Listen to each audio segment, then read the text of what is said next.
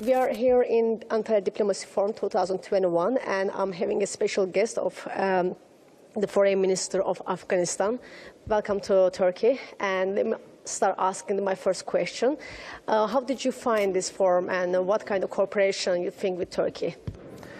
Thank you. Bismillahirrahmanirrahim. It's a world-class forum bringing together leaders, senior officials, experts, diplomats from all walks of life, senior officials representing our region and the broader global community, to discuss some very important issues concerning the future of our region and our countries. So I find this extremely useful to talk to our friends in the region and at the global community level and exchange views about the serious issues that we are faced with. This is the way to build consensus, mutual understanding, and then promote practical cooperation.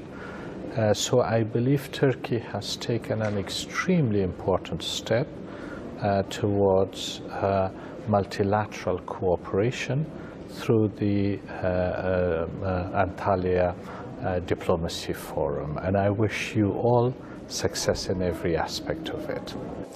Thank you very much. Moving forward to my second question, that as you know, Turkish President Recep Tayyip Erdogan had an important meeting in Europe for the NATO summit, and there were some issues being discussed on the table, and one of the important issues is the Kabul airport.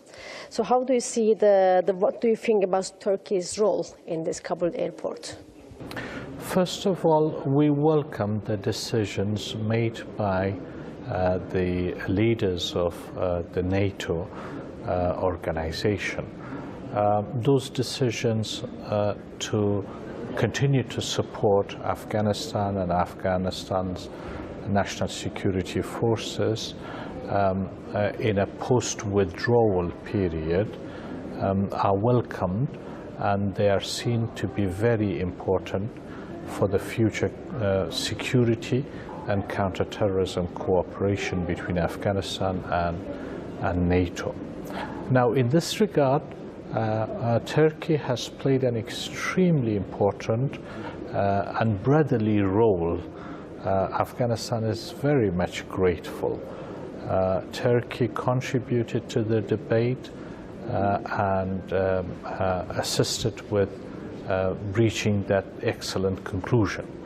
Now, as part of this process, Kabul airport, the military terminal of the airport, is absolutely necessary for continuation of the diplomatic presence in Afghanistan and the continuation of support from NATO.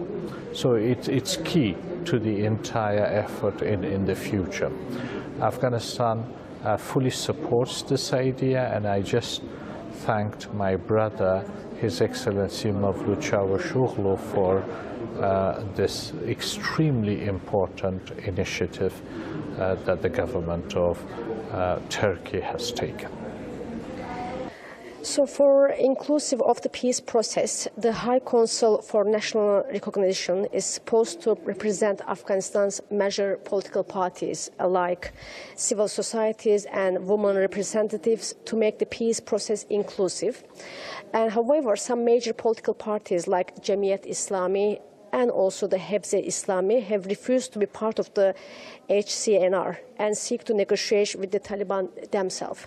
So how big is the challenge, and how can this affect to the peace process, which has been delayed, supposed to be in Turkey, as you know? Yes.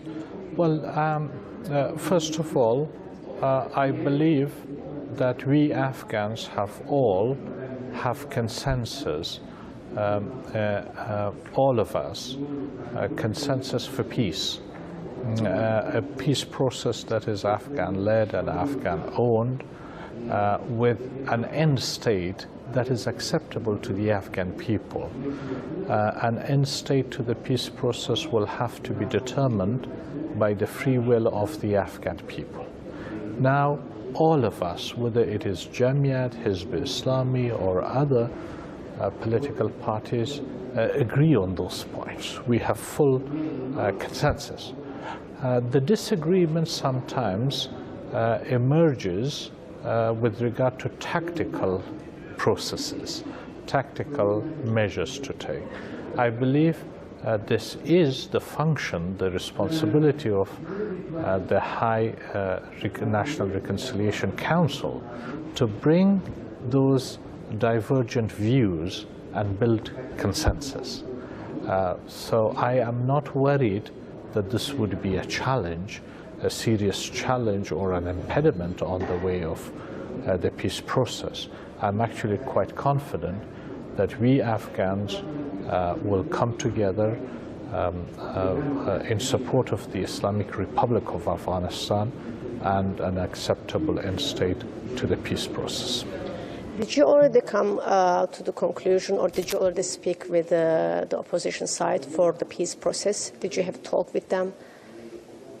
The opposition, you mean under the Islamic Republic or the Taliban?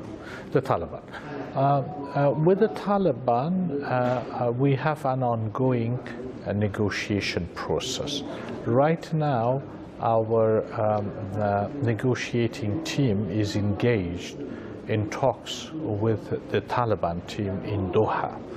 And the purpose of that is to, once again, explain to the Taliban that as part of the Doha peace agreement, there was this peace agreement between the United States and Taliban signed in Doha last year in February. Now, as part of that peace agreement, the United States, NATO, and Afghanistan have met all of the obligations we had there, which were related to the release of prisoners and the departure of foreign troops, which is to be completed by early September.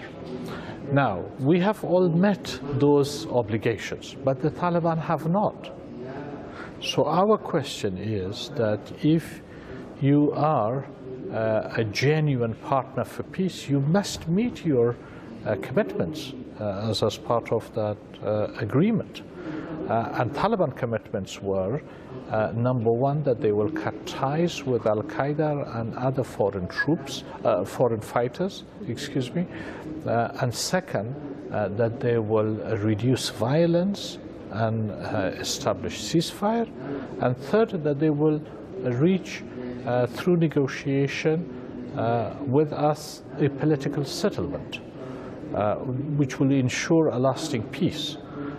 Now we put all of these issues at the table with the Taliban and say, hey guys, you were part of this peace agreement. We delivered on our part, but you have not.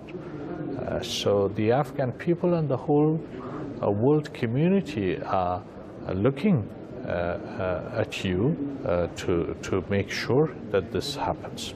The proposal is to hold election rather than an internal government. So there is an immense differences between this proposal. How can you see the gap fulfilled? Do you think the compromise is inevitable if the gap is too high?